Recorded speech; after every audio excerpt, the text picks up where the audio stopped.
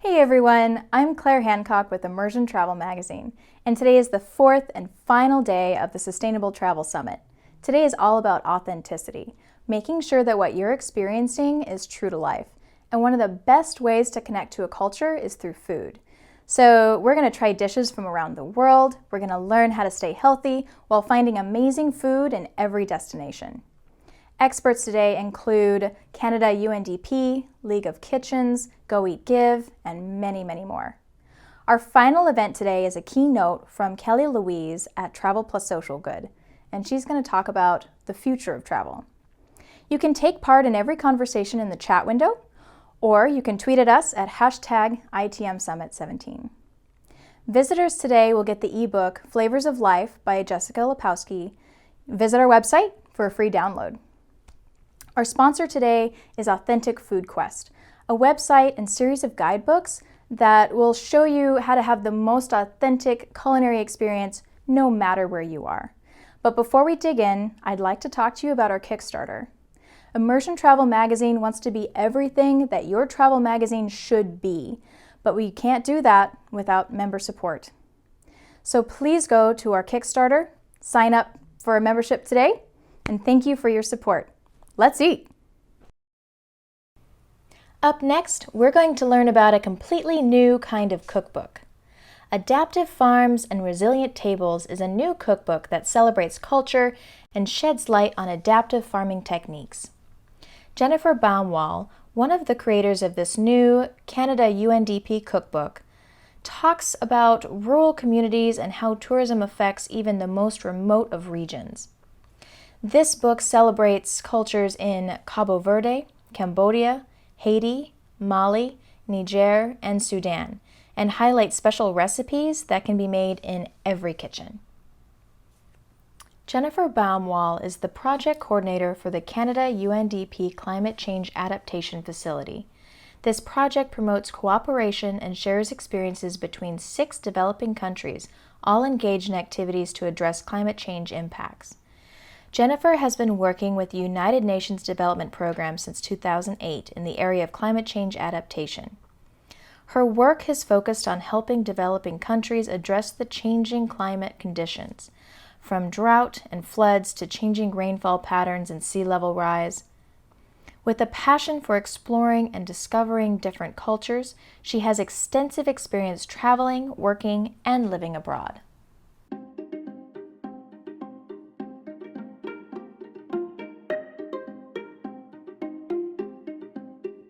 Wow, when I first saw the cookbook, I was so excited because it brings you to think about the link between climate change, what scientists are talking about, what people don't think or people don't believe in, and your reality, your day-to-day reality. The cookbook is an excellent initiative because sometimes we have different, but we have also commonalities. Sometimes we use the same spice, but it cooks in different ways. We learn from each other. It's an adventure of learning. So this cookbook is for me an opportunity to raise awareness on the importance of adapting our agricultural practices in general.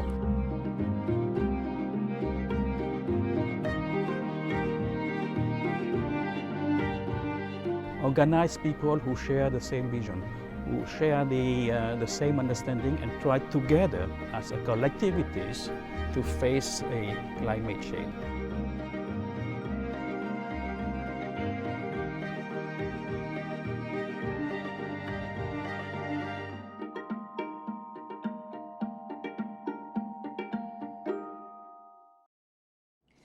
All right, so thank you so much, Jennifer, for coming and being a part of this. And we're so excited to have the UNDP, have your cookbook featured at this summit. And I'm really excited to learn a little bit more about it and see where it might be going. Great. Yeah, thanks. It's great to be here. Excellent. Wonderful. So looking at your cookbook, it is so unique. I love all the different elements that it touches on. And you really focus on destinations and communities that travelers don't normally get to, places like Sudan and so many amazing places like Niger. Um, why are these places showcased, and what was the objective of having these communities and places and people featured in such a way? Right, sure. Um, yeah, I mean, as you say, many of the places that we have showcased and profiled in the cookbook are not your typical travel destination, but they were chosen primarily because they are part of this project that we're working on. And typically, the communities and the places that we work with are really the most vulnerable, a lot of the poorest communities. These countries were selected specifically because they are part of the group of what the UN calls the least developed countries, so countries that are on the lower end of the Human Development Index. And so that's why they were selected originally. And because they were part of the program that we're working with them on climate change adaptation, we did want to kind of showcase and celebrate them in a way that maybe people haven't seen before. So specifically, I mean, who are these communities that we're working with? They're really, as I said, the most vulnerable to a lot of these climate-related impacts. Many times their communities are just trying to get by, put enough food on their table. Many are migrating or selling, different livestock or assets to make ends meet. There are communities where, one storm or one flood event can wipe out their entire crop season and kind of set them back in terms of, their income or other development benefits. So it's really, communities that are struggling, and that when they're dealing with some of these climate related impacts, so they're seeing more storms, more floods, more drought, in general drier conditions or changing rainfall seasons. They're feeling those impacts directly. To the food on their table. And so, yeah, they're not necessarily the places or the people that we typically visit. In many of the countries, as you mentioned, Sudan, Niger, Mali, there is political unrest or violence, places that it's not always easy to get to. But I think this actually makes the cookbook even more important, and the work that we're doing to kind of celebrate and showcase these countries even more important. So even if we can't physically get to some of these places, we can still introduce some of their traditions, some of their experiences through a publication like this. So yeah, you've never been to Niger, check out your local African market that might be selling some spices from that part of the world, or talk to a restaurant owner who might be from one of these places. And that's what the cookbook's all about, is talking about these traditions, using food as an entry point to talk about these people, these places where we haven't necessarily been, and share their experiences specifically around climate change adaptation, so that people can learn about different parts of the world and what's happening there. Wow, wonderful. And it's such a creative project. I just thought, how great of a way to show how climate change is affecting real people through a platform like a cookbook. I just really thought that was a great idea. And so I'm interested to learn, there's communities around the world that are being affected by climate change, and climate change, there's lots of reasons behind it. But I'm interested to know what travelers have, and to what tourism has, what kind of role it has in climate change, and how a traveler's choices could affect these communities, most likely indirectly. But yeah, no, it's an important question, and it's something I think. I mean, if we're thinking big picture and we're talking about the impacts of climate change, I think travel and how it's typically done often does contribute to the greenhouse gas emissions. We're talking about increasing waste, environmental degradation. There are these kind of bigger impacts which do trickle down and affect the type of communities that we're working with here. But I think what's maybe a more interesting story and a more interesting perspective on this is kind of what the opportunity tourism can provide for some of these communities. I think many times these communities are isolated or don't have access to certain markets, and having certain types of tourism, and I think a lot of the type of sustainable tourism that the people involved in this conference and people who work with your organization are interested in is a really great way to provide opportunities for some of these more marginalized communities. And I can give you some examples from these projects. In Cambodia, for example, some of the communities that we're working with are introducing vegetable gardens, which are a way to diversify the crops so they're not so dependent on the rice crop, which is their staple crop, which is increasingly being impacted by changing rainfall patterns and increasing drought, and in some cases floods as well. And so now that they have this variety of vegetables, some of them are actually looking to local ecotourism locations to supply the vegetables and make a bit more income there. So it provides a bit of an incentive for some of these communities to take these steps towards adaptation and in diversifying in this example. In Cape Verde, there's a women's collective which decided to, with support from the project, took some of the mango tree mangoes from the local trees and made juice out of them, and are now selling that on the local market. And so there are opportunities that can arise through tourism if it's done in a informed and sustainable way that can support some of these communities which are often more marginalized or isolated from the main markets. Wow, interesting. Awesome. I'm interested to see, because all these communities are handling climate change differently, and so they're tackling all these problems, I'm sure different problems for different communities, and then they've decided to, come together and find a solution that works. Would you mind talking about one or two communities that you focused on and the kinds of problems they're dealing with climate change and how they came together and created a solution for it? Yeah, sure. I think, if we look at a place like Mali, for instance, which is, it's in West Africa, it's a landlocked country, very dry. Most of the country is part of the Sahara region. They do have, the Niger Delta around the Niger River, which does provide some fertile land, but in general, it's a fairly dry country. The climate change is causing the dryness to increase. They're dealing with a lot of drought conditions. Again, the rainfall patterns are changing, so the seasons shift. They're getting shorter. It's much more difficult to predict and to plan for growing seasons.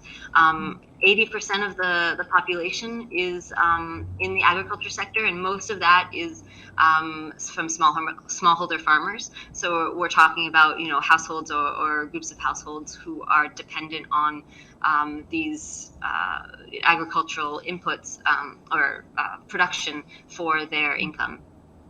So we focused on this project with 4 different municipalities within the country that were particularly vulnerable, particularly poor, that did not have kind of the reserve when these impacts were being seen. They didn't really have the reserve to cope with them very well. So some of the types of activities that we supported and that these communities engaged in was access to more sustainable resource of water.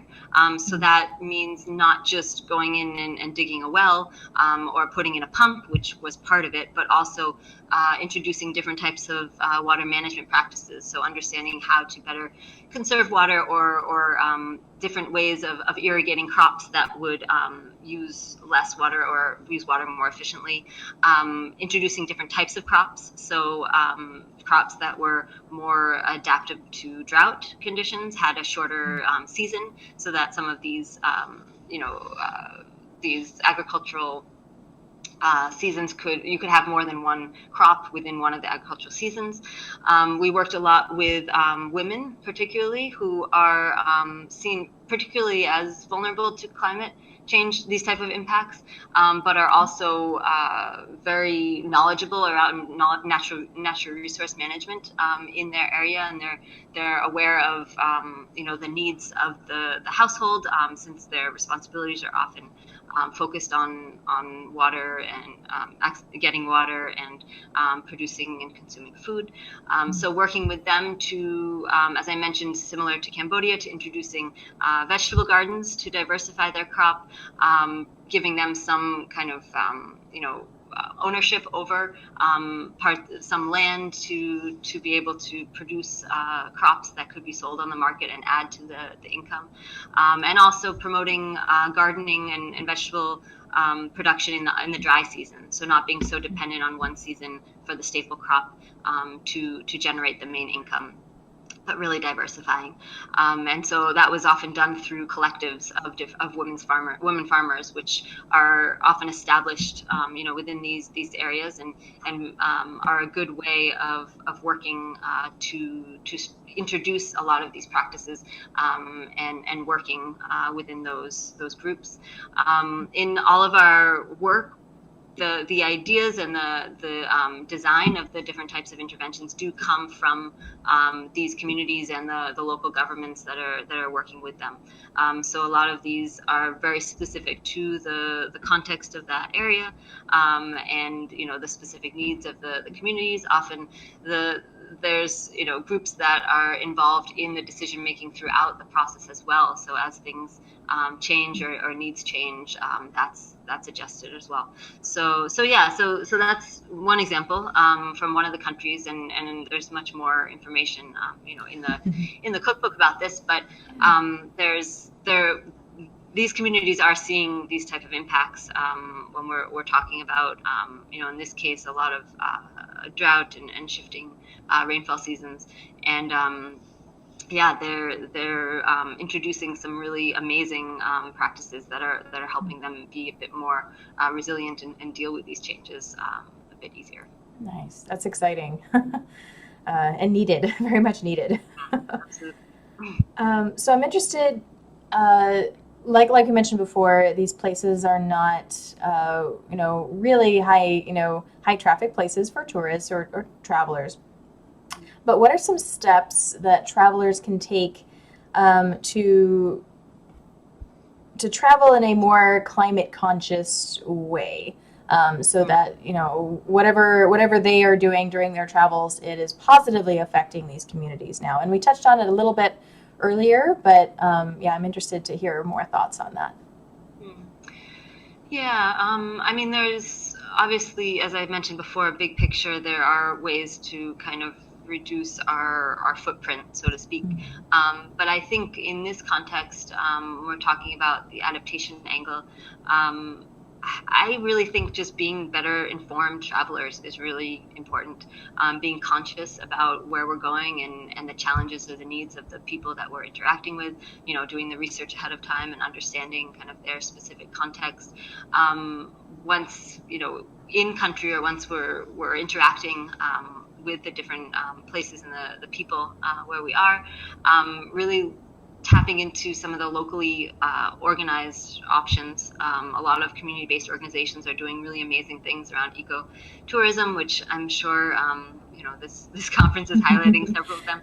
And being open to purchasing or eating local goods and products and foods that are in the place where you are, as opposed to hoping that you can get the same type of food that you're used to back home, and just keeping an open mind, being in these countries. I mean, one of the exciting things about working in the countries we are under this project is that the reputations are often very different than what's actually there on the ground. I mean, you take Sudan, for example, and we often read pretty disturbing news about Sudan in the paper, and at least where I live.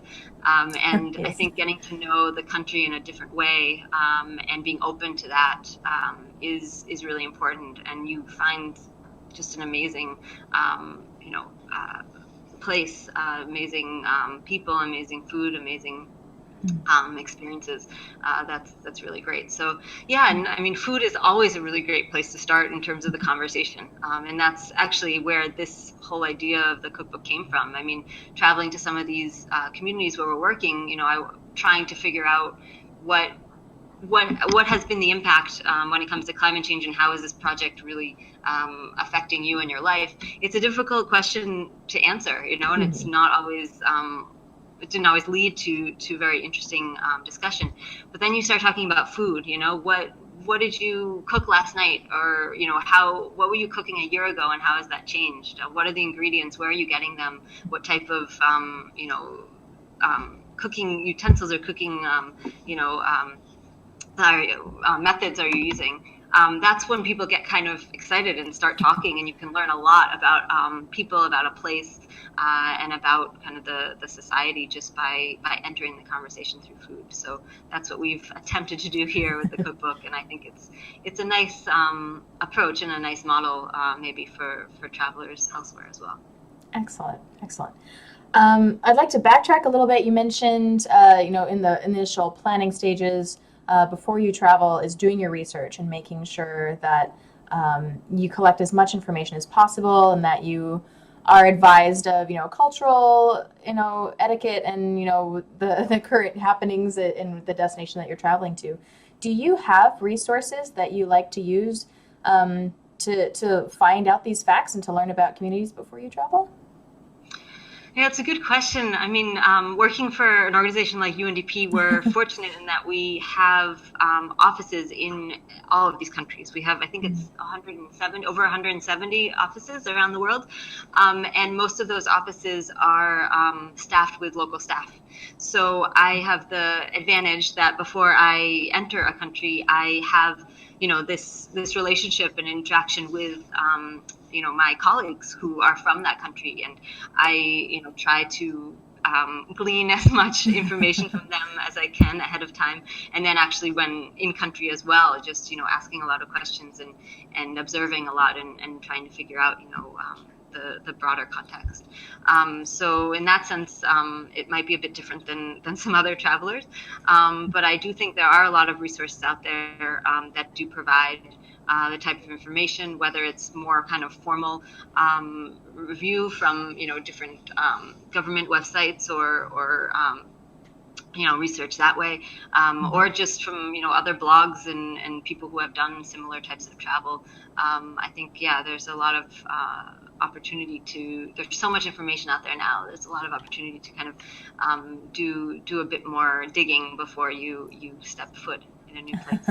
Absolutely. And that's something that Immersion is working on. We'd like to become a platform for some of that information, just to make it easy for people to stop by and then have access to a lot of those resources and websites that you talked about. We've been, researching and gleaning some of our own resources, and just hoping to have a good platform for people to use. All right. I agree. So I guess I'd like to get more into the food topic. So I'm interested to learn a little bit about some of the recipes that are featured in this cookbook, and what was your process in featuring them, and what was kind of the idea behind that? Yeah, so I mean, as I said, the idea of this book was really to kind of learn and celebrate the different communities that we've been working with through food. And so as we developed the idea and kind of the design of the cookbook, we again went straight to the source. We went to our project teams. We went to the people who are working in the communities, or the communities themselves in these countries, and really and asked them to submit recipes that they thought were representative of kind of a traditional dish, or we had a few different criteria, something that a typical farmer would eat for lunch, or something that is cooked on, a big festival or an important holiday, a drink that people often make from some of the local ingredients. And so we asked, different categories of recipes, and we got quite a number back, and kind of sifted through them, and worked to figure out which recipes translated best, which in terms of ingredients that were available, methods that were more manageable or approachable to people that have, in different parts of the world. And that's kind of how we ended up compiling the ones that we did. But you'll see, in the book, that the recipes are just part of the story. And again, it's kind of an entry point into the discussion. But we really talk about, the different ingredients that are in the recipe and how they're being impacted by climate change, comparing the different types of crops or different types of water management approaches across the 6 countries. That was something else that we were really interested in. So there's a lot of content there. It's not only the recipes, right. But of course that's the exciting piece of it, because it's some really beautiful food that's presented. Mm-hmm. Could you share an example of one of the recipes? Yeah, sure. One of the ones that I really like a lot. I am vegetarian, so there were some of the recipes are a lot of meat is presented here. But one of the ones that I really liked was from Cape Verde, which is the catupa, which I think is how you pronounce it. And what was really cool about this recipe is that it varies depending on who you talk to and where you are in the country. So they're very regional types. It changes depending on the region you're in. And Cape Verde, if you know the country, it has I think there are 8 or 9 islands. Most of them are inhabited. I think maybe 9 out of the 10 are inhabited, and they're very different types of contexts across those different islands. You have islands that are mountainous. You have islands that are very flat, and beach islands. You have an island that's within a volcano. It's really interesting country. So you have this recipe that kind of changes depending on where you are in the country and what type of ingredients are available. It's kind of base is in corn and beans, so that's kind of in all of them, and then it will vary depending on where you are and whose kitchen you're in or whose table you're sitting at, which I think is really just, I don't know, a nice way to kind of represent the specificity and the changing context within even a small country like that. And then when it comes to looking at the climate change issues, that's so important. As we, the different crops will react to different impacts differently. As I mentioned before, you need to have more kind of diversity so that you're not so dependent on one crop for your income. So you have this change and this variety, and a recipe like this, which is kind of like a stew, with different types of ingredients in it, can shift and adapt to that change. So I think that's really exciting and a really beautiful kind of representation of kind of the messages that we're trying to look at here. Yeah. So that's one of my favorites. There's also one of the favorites, and I did work with my colleague to test some of these recipes, which was a lot of fun. And one of my favorites was the gurasa from Sudan, which is kind of like a pancake which has some dates in it, and it's very good, nice and sweet. And you can't go wrong with dates. So. Wow, beautiful. What an exciting way to learn about the world and learn how climate change is affecting those communities, but also how people are adapting and making sure that these changes aren't going to stop them or Yeah, these people are doing really amazing things. I mean, that's what's so exciting is, and we really want to kind of celebrate that through this work. So, climate change isn't always doom and gloom, which is often is seen as. There's really some amazing work going on around the world, and people are really kind of stepping up to the challenge and dealing with some of these impacts as they come. So yeah, it can be really exciting. Yeah. Wow. And delicious. Yes. Delicious. I ordered the book. I can't wait to see it, and I am excited to try some of those recipes out for sure. Yeah, and thank you so much. Thank you for doing this project and for bringing this knowledge, to viewers around the world and readers and chefs. Those of us who would like to be chefs in our kitchens, trying new recipes. So yeah, and is there anything else that you would like to share with viewers that we didn't touch on? No, I mean, I think we are, in terms of being able to see and read what we're talking about, we are working on an electronic version, which will be kind of a little more interactive and fun and tablet friendly, and that will be available for free online, hopefully, in the next month or so. So yeah, by the time this airs, perhaps. So that'll be a great way to kind of get this out there.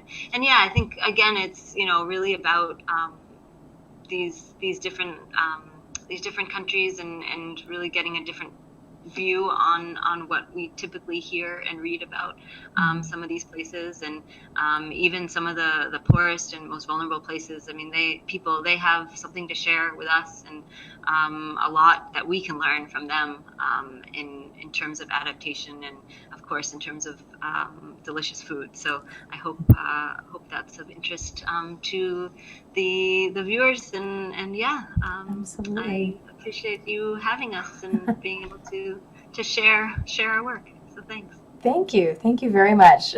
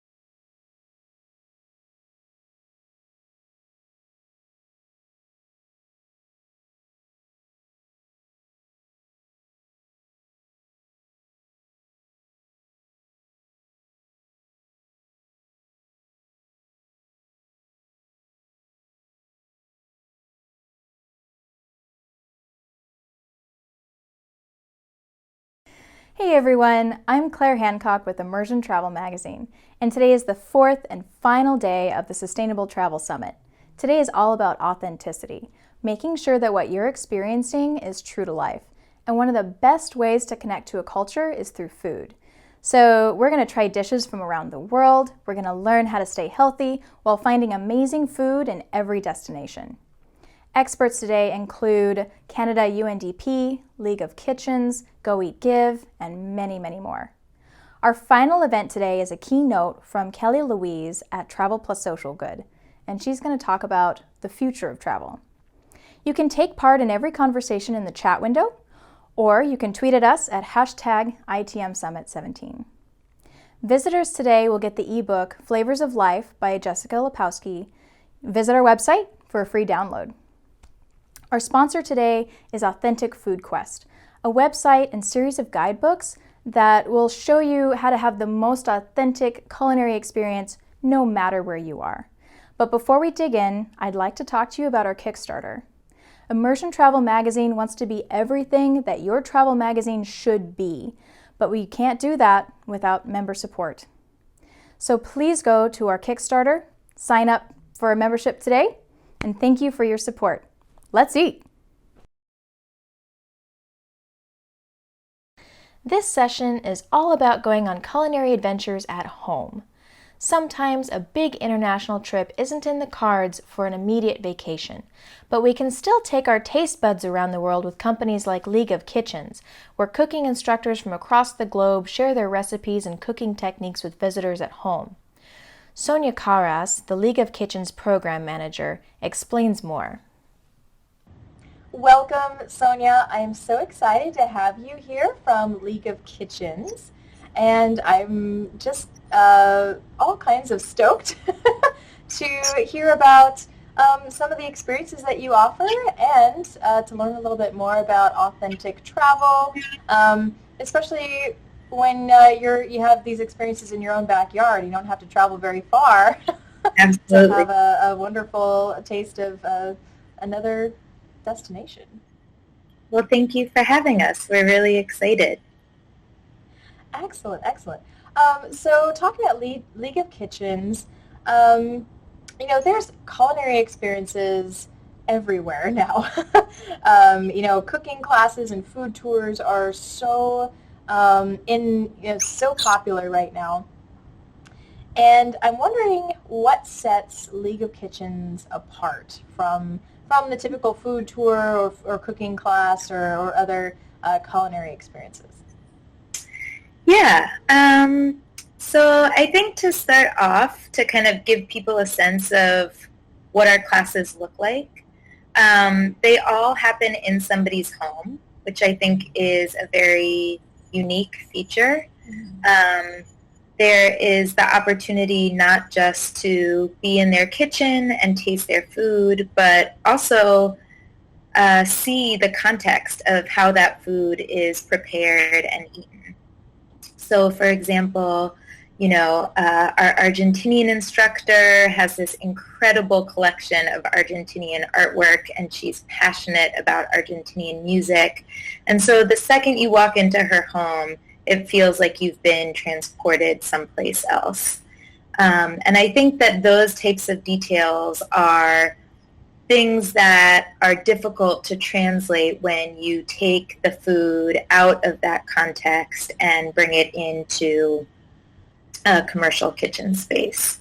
There's also all of the tools that people have. Yamini, our Indian instructor, has all of these amazing pots that she inherited from her mother. And they're totally different than in shape, in material, in feel, from the pots that, kind of Western Americans might have in their own kitchens. And so there are all of those levels of detail that I think come across when you're in somebody's home. And then there's just the fact of being in someone else's space. Often our instructors' families are there. Our Trinidadian instructor lives with 4 out of her 5 children, and they're often coming through and tasting food and seeing what's in the kitchen and talking to students. And so there's a real immersive experience that happens that goes beyond just the kind of specific dishes or cooking classes. I think to go along with that, something that people don't often realize is that our cooking classes are quite small. So because they happen in instructors' apartments and because we're based in New York City where apartments tend to be small, there are usually about 4 to 6 students in each class. And our kind of flagship workshop, our immersion workshop, is 5.5 hours long. So you have a really small, intimate group of students who are really spending the entire day in somebody else's home. And I think that one of the most common bits of feedback we get from students after our workshops is that, you know, they kind of show up at this person's house, they feel a little awkward, they might not know anyone, they might never have been to that neighborhood before, and by the end of the 5.5 hours, they feel like the instructor has become a new favorite aunt or, you know, a surrogate grandmother. And I think that there is a real meaningful connection, that social connection, that can take place when you're spending that much time in such a small group in somebody else's home. This spring, we also, in addition to our cooking workshops, piloted a series of shopping tours that we've been doing in partnership with Atlas Obscura, who, if you don't know them, they're also an incredible organization. And in those, they're not in the instructors' homes, but the instructor is taking students around their neighborhood to all of their favorite grocery stores, snack places, you know, where they buy their bread, where they buy their baking dishes, their coffee pots, their snacks for their kids. And I think that those tours are also really different than many of the other food tours that we see, at least here in New York City, because instead of having an outsider come into a neighborhood or a community and show people around, you know, our instructors have relationships with these store owners. It's where they shop every day. It's their culture. It's their community. It's their neighborhood. And I think that is also something really unique about the work that we're doing and the offerings that we have. Yeah, that sounds very unique. And even traveling, sometimes it takes that little extra step to go to someone's home and to be welcomed in and to have an authentic meal inside someone's home versus a restaurant. And, yeah, absolutely. That's a wonderful experience to have right in your backyard if you're in New York. Yeah. And, you know, I mean, all of our instructors are immigrants. They all live in New York City, but their experiences being immigrants in New York City are very varied. Some of them have been here since the 1970s, and some of them have been here for just a few years. They live in all sorts of different neighborhoods. They're connected to different communities, different religious groups. Some of them have children who live here. Some of them don't. I mean, their experiences as immigrant New Yorkers are really different. And I think that, you know, it helps show, especially in a city like New York, there's no one way to be a New Yorker. And I think for New Yorkers and travelers alike, that's a really exciting part of the experience to get to see that. Yeah, wonderful. So you have 11 instructors, correct? Yeah. What I saw. Okay. Could you tell us a little bit more about how some of these instructors found League of Kitchens or League of Kitchens found them? And, I mean, how have the experiences evolved since it began? Sure. In terms of finding instructors, there is no one answer to that question. We have, you know, all of our instructors are immigrants, and they are all amazing home cooks. and they are all really good storytellers. They are comfortable sharing about themselves, their culture, their cuisine. And it's a really specific set of skills that we're looking for. We do a ton of community outreach to different organizations in the city. We post on Craigslist. We hold information sessions. We connect with other organizations like IRC, the International Rescue Committee, to kind of work with people who are already working and doing job placement with immigrants. But there's no one answer.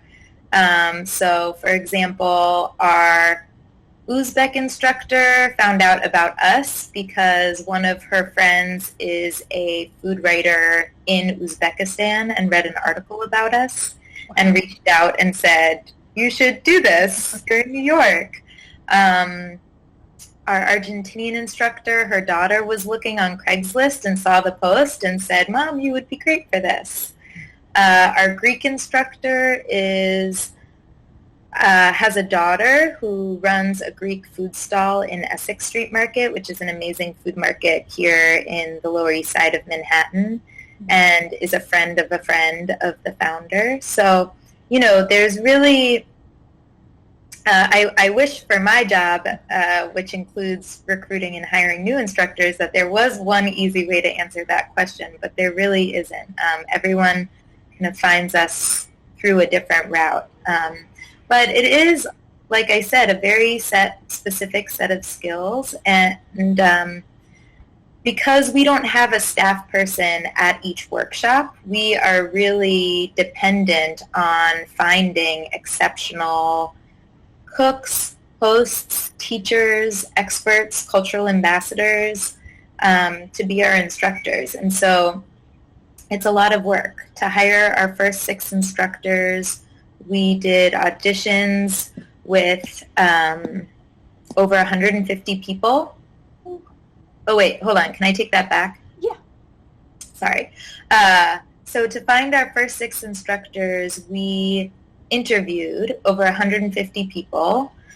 From that pool, we did in-home cooking auditions with about 15 and then hired about 6.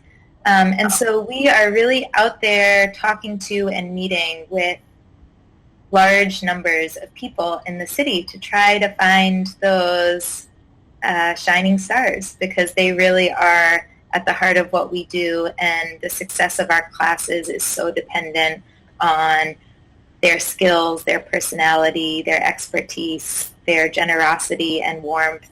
And as someone who is lucky enough to work with them every day and call them my coworkers, I mean, they're really just an extraordinary group of people. So wonderful. Yeah, I feel very lucky. Excellent. Not to mention the food. Oh, yeah. So I'm sure you've tasted a lot of these dishes that these wonderful instructors are making. Were there any dishes in particular that were like fun or maybe more challenging to make? I'm interested to learn more about some of the cooking process. Absolutely. So we work really closely with our instructors to craft the menus for their classes. And the menus are all things that you would find in a home kitchen, as opposed to restaurant food. And I think that's really important because often in a lot of other countries, the kind of fullest expression of the cuisine happens in the home. And a lot of the dishes on our menus are either too time-consuming or too difficult or too expensive to make their way onto a restaurant menu, or they're considered kind of too humble or simple to be in a restaurant. And so I think our menus are this delightful combination of kind of complicated, challenging, unique dishes, and then also some incredible simple fare that's really easy to recreate at home. So some of my favorite things to make in the workshops themselves are those dishes that are probably just too difficult for me to tackle at home. So, for example, Demira, our Uzbek instructor, makes these incredible dumplings by hand, and she has a 3-foot-long dowel from Home Depot that she uses to roll out the most perfectly even paper-thin dough. And then she shows everybody how to fill them and fold them, and she both boils them and fries them.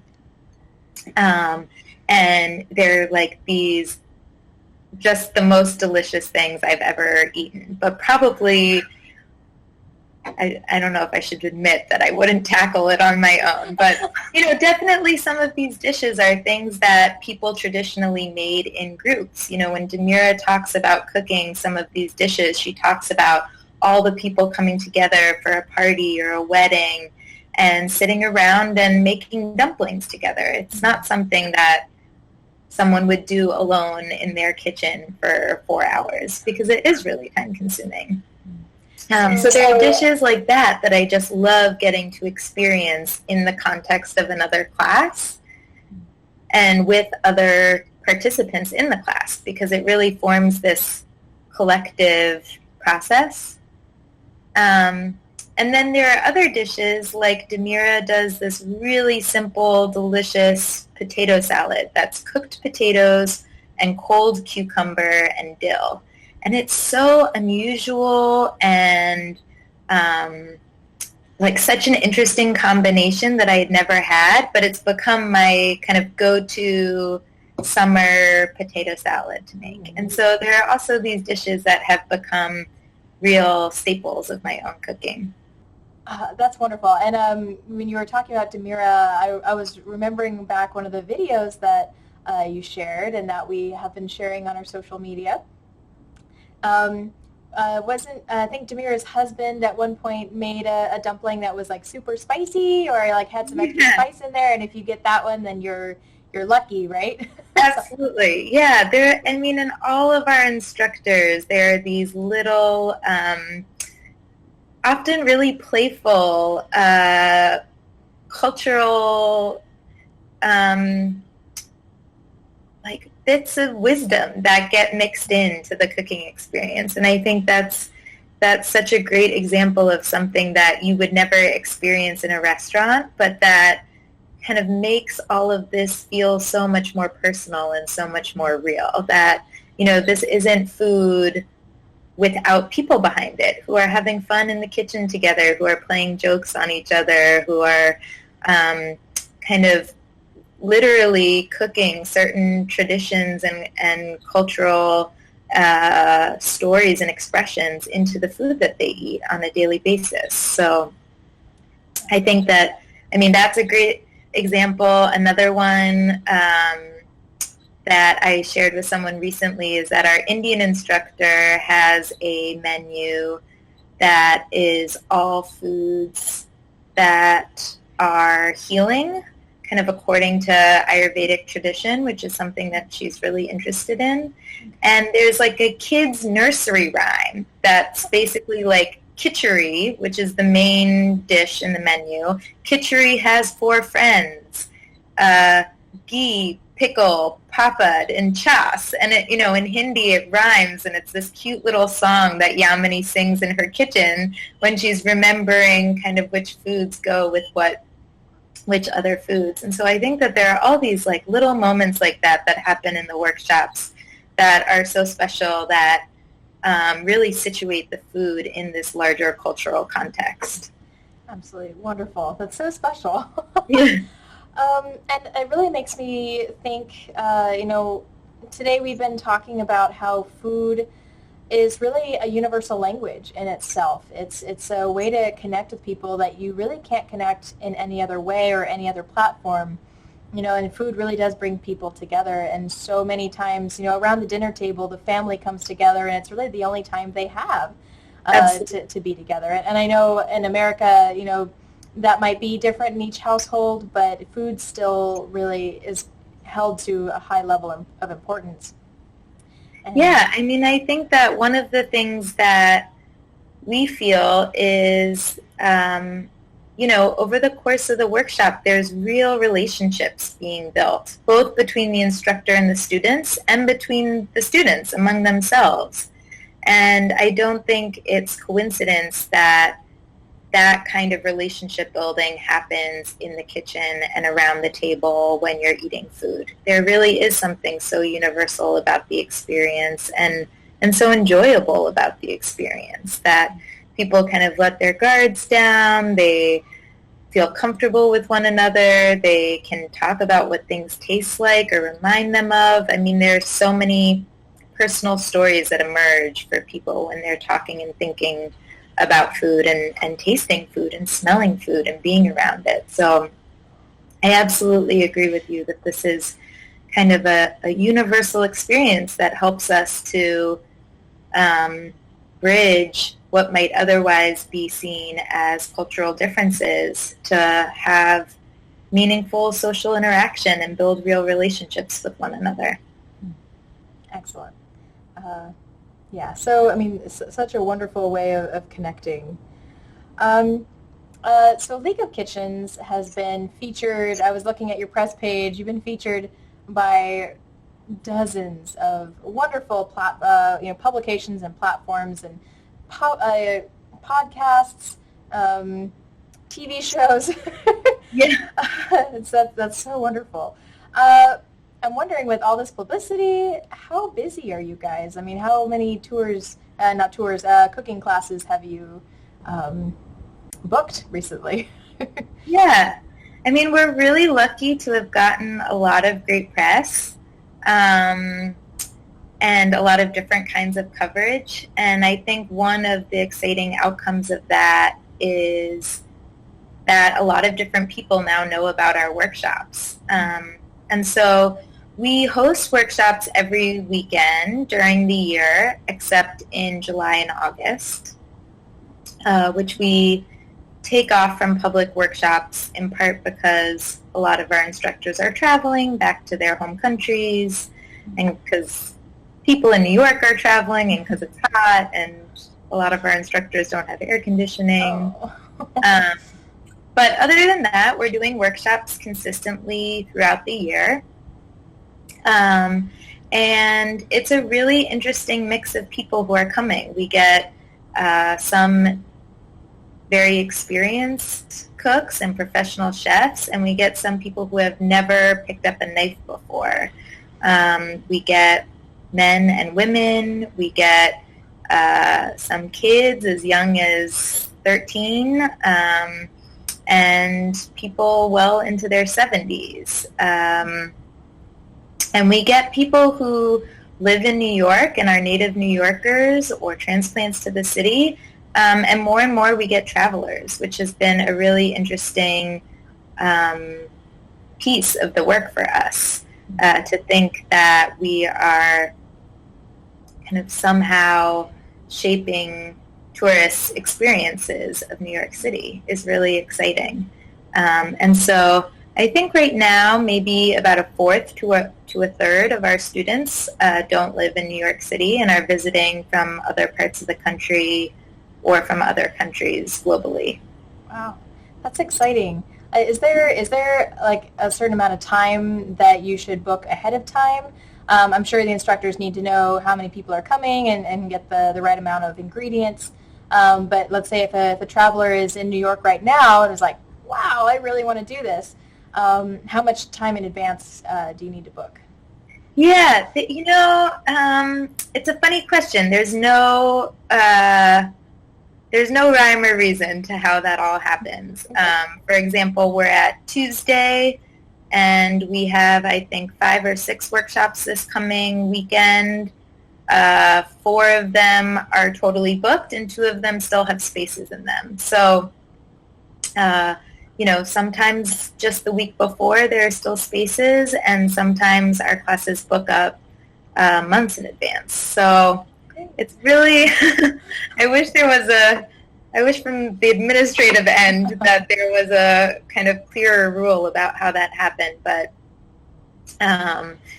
we do try to keep an eye on things, and as classes are filling, we try to add more classes. So, our hope is that there's always something available for someone who's interested. Nice. We also offer private workshops, which aren't really on our website, but if there's ever a group of people who want to do a private workshop, if they're traveling with their family or friends or coworkers, we do those both on the weekends, depending on instructor availability, and also during the weekdays. And that's been something really fun. We just did workshops for 28 college students who are visiting from New England, who many of whom had never been to New York City before. We divided them in groups and sent them to various different neighborhoods to cook with different instructors. And so there's a lot of other opportunities like that we have. So we're definitely, as a company, quite flexible and are always trying to figure out whatever works best for both our instructors and the students. What a cool experience for that class, for everybody to have, a different cooking experience from a different culture, and then to come back probably, at the end of that day and be like, well, I made this, and I learned how to make this, and I learned this really cool cultural thing from, this chef and, this, wonderful cook. So I could just imagine the conversations that might have come out of Yeah. that. And I think that's one of the really cool things about having 11 different instructors is that they're all different. Their cuisines are all different. Their personalities are different. The neighborhoods that they live in are different. Their families and personal experiences of how they came to the United States is different. And so, I think that whether it's one person taking multiple workshops or whether it's a group like the one I just described where they kind of divided up and took different workshops and then came back together and talked about it, it really helps hit home the fact that these are all unique people and different cultures and different cuisines. And I think that really helps to move us away from kind of stereotyping or lumping groups of people together. Not all immigrants in New York City are the same or have similar experiences. And I think you really see that when you meet our different instructors and go into their homes and spend the day with them. Wonderful. And that kind of brings me into my next curiosity is, today's summit has really been about venturing out and moving away, from home just for a few days or, a couple of weeks and experiencing something else. But League of Kitchens really reminds us that there's so much to experience at home and, so many amazing people to meet and talk to and stories to hear. And I'm wondering if you've seen how League of Kitchens has helped to encourage community connection. So you've kind of talked about that here where we're learning, so many individual stories of immigrants and how they found their way here. But, sharing family traditions and really educating each other on our own customs. Have you seen how League of Kitchens has really helped foster this kind of exchange? Yeah, absolutely. I think there are a few different ways to think about that question. I think what we spoke about was these, because of the size of the workshop, the length of the workshop, the way they're structured, the cultural context of being in someone's home, that there really are these relationships that get formed over the course of the class. And I think that one outcome of that for many students is that it helps get them excited about going home and cooking with their own families and getting in touch with their own culinary traditions. I think that, for all of our instructors, they are so rooted in where they come from, and food for them is a way to express themselves and express love for their friends and family And it's a really beautiful, joyous thing to be around. And so I think that there's inspiration there that a lot of people take home and want to bring that same self-exploration, self-expression, creativity, hospitality, generosity, love into their own homes. I think another way that we see that happening is changes within the instructors themselves. You know, for almost all of our instructors, they learn to cook from a very young age, 8 years old, 9 years old. It's something that they've been doing basically their entire lives, and often without much recognition or celebration of the incredible skill and knowledge and expertise that they bring to the table every single day, often 3 times a day. And I think one of the things of having students in your home who want to learn from you, who see your skill, who ask questions, who kind of it creates an opportunity for them to really showcase their knowledge. And I think that we have seen that transform the way our instructors think of themselves, you know, becoming an expert and a teacher, and having skills that are valued by society and that they can get paid to share with other people. And then also they get feedback from the students. We do surveys with every student after the workshops, and so to hear you know, just how much that experience was valuable to their students, I think is a great source of pride for them. And one short story that just is, for me, so touching to this point is Rashana, our Nepali instructor, grew up cooking, learned to cook when she was 8 years old. She got married when she was 16. She was responsible for cooking for her entire family. And after she taught her first workshop, she lives in Flushing, Queens with her husband and 2 of her 3 grown children. I sent her her first set of reviews from students. And she said that she printed them out and gathered her whole family around, and they all read them together. And her daughter said, you know, Mom, I can't believe this. We've always been taking you for granted. We had no idea that you were such, you know, we always knew your food was amazing, but we never knew that you really had anything this special to share. And so I think that we see this kind of transformation within our instructors where they really are in a position where this thing, cooking, that is so invisible for so many people in so many parts of the world, gets put out into the light and valued and celebrated in a way that it might never have done before.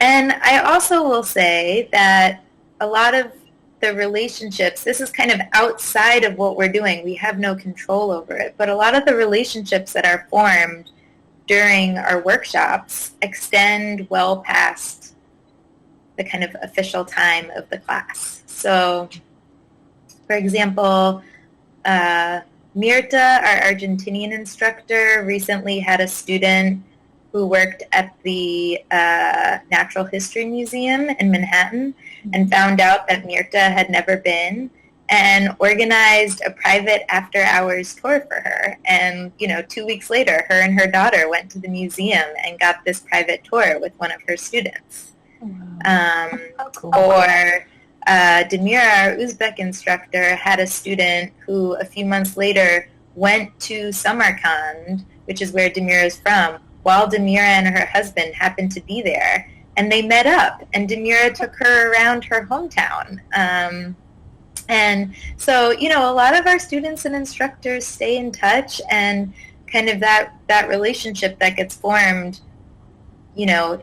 during the workshop, that might be the start, but for many people, it's not the end, and it kind of continues in all of these really special ways.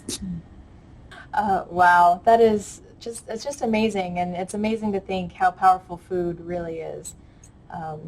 And thank you so much for sharing that today. Is there anything else that you'd like to share with viewers before we head out?